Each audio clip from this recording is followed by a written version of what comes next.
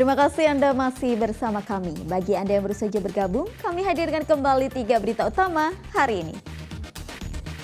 Dampak erupsi Gunung Merapi, kawasan wisata Kalitalang di Kabupaten Klaten ditutup untuk pengunjung.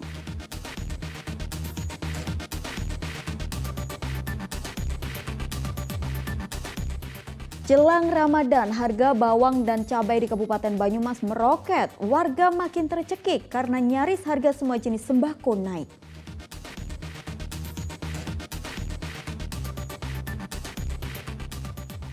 Kami juga akan menghadirkan ratusan karya seni Gusmus.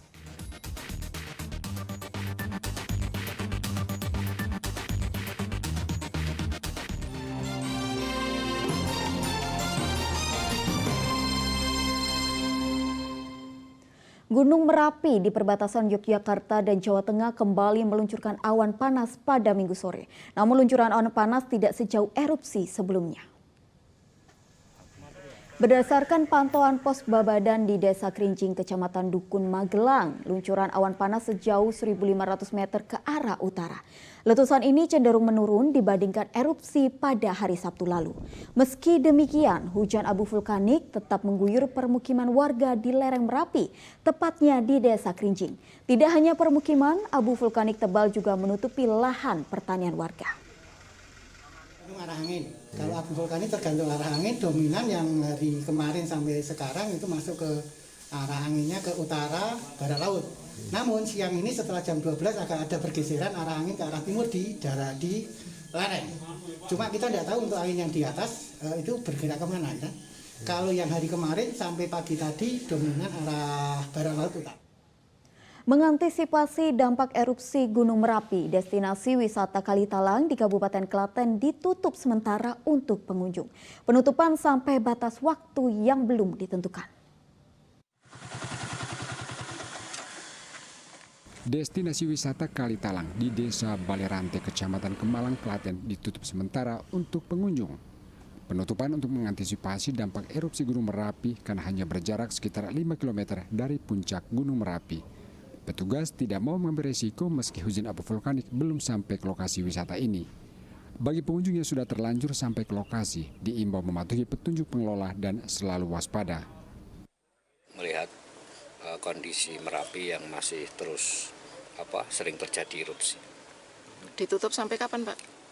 Sampai dengan batas waktu yang belum ditentukan, nanti melihat situasi dan kondisi perkembangan Merapi seperti apa. Sampai dengan hari ini kami pantau belum ada dampak hujan abu. Jadi karena hujan abu itu tergantung dari arah angin ya.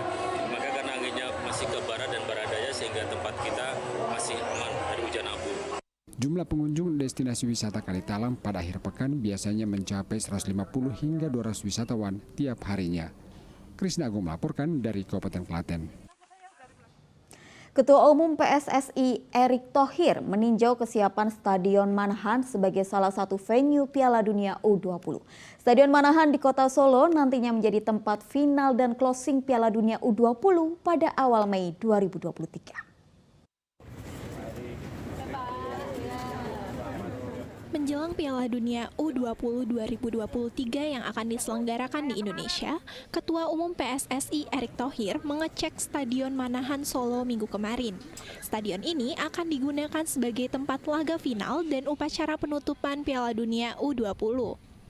Peninjauan dilakukan untuk memastikan perbaikan dari catatan FIFA yang sebelumnya melakukan inspeksi. Erick Thohir juga didampingi oleh Menpora Zainuddin Amali, Wali Kota Solo Gibran Rakabuming, dan pejabat dari Kementerian Pekerja Umum dan Perumahan Rakyat.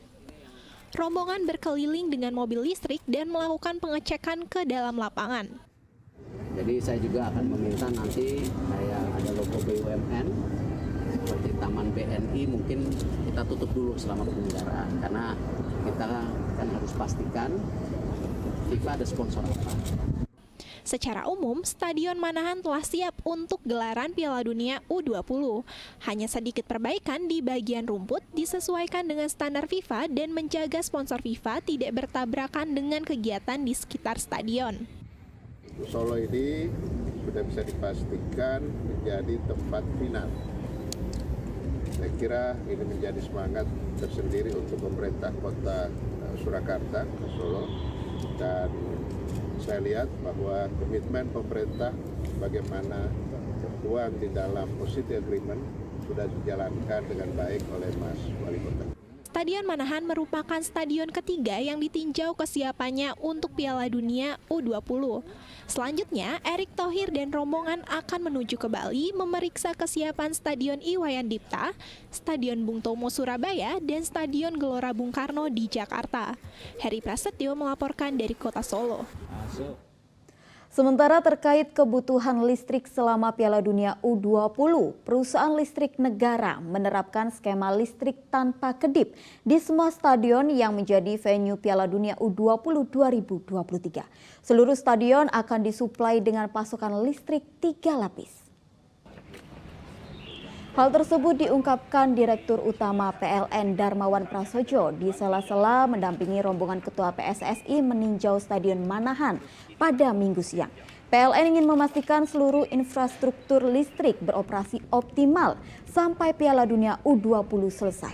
Selama gelaran Piala Dunia U20, PLN akan menyuplai dan mengamankan sistem kelistrikan dengan pasokan listrik 3 lapis.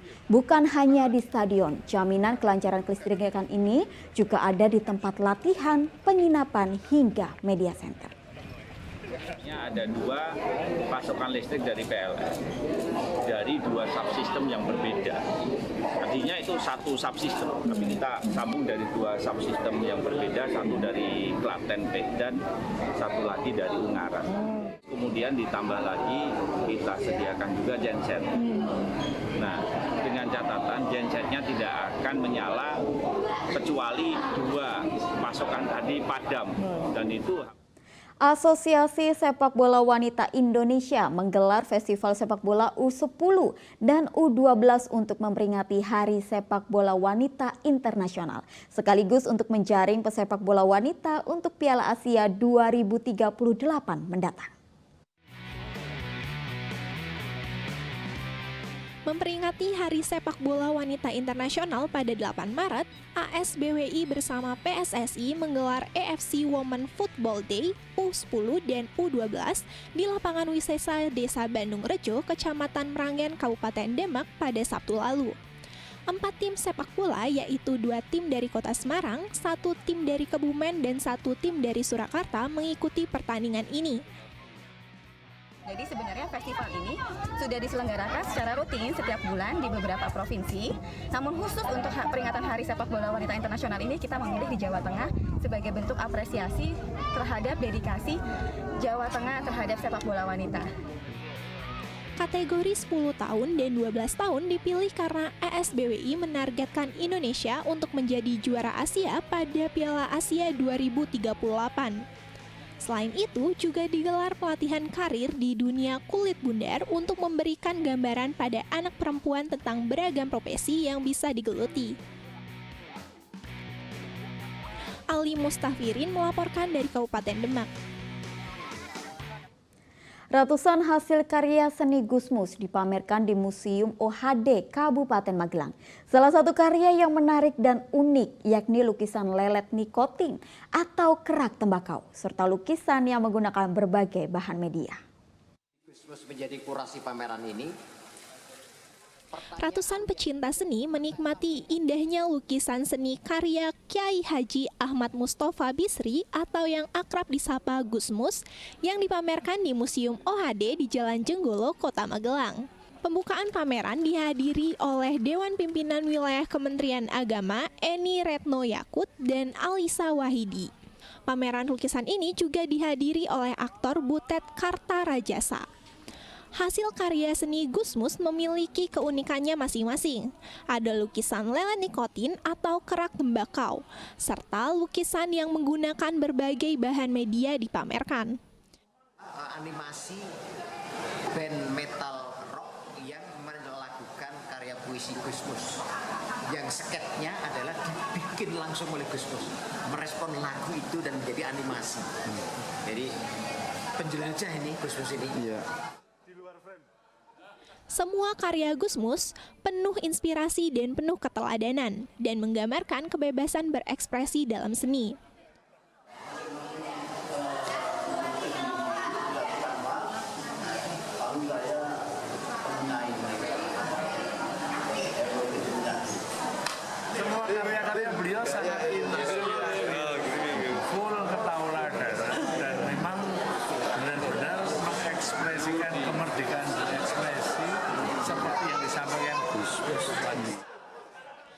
Usai pameran dibuka oleh Alisa Wahid, para tamu undangan berkeliling ke sejumlah ruang dan disuguhkan ratusan karya lukisan Gusmus. Wahyu Diono melaporkan dari Magelang.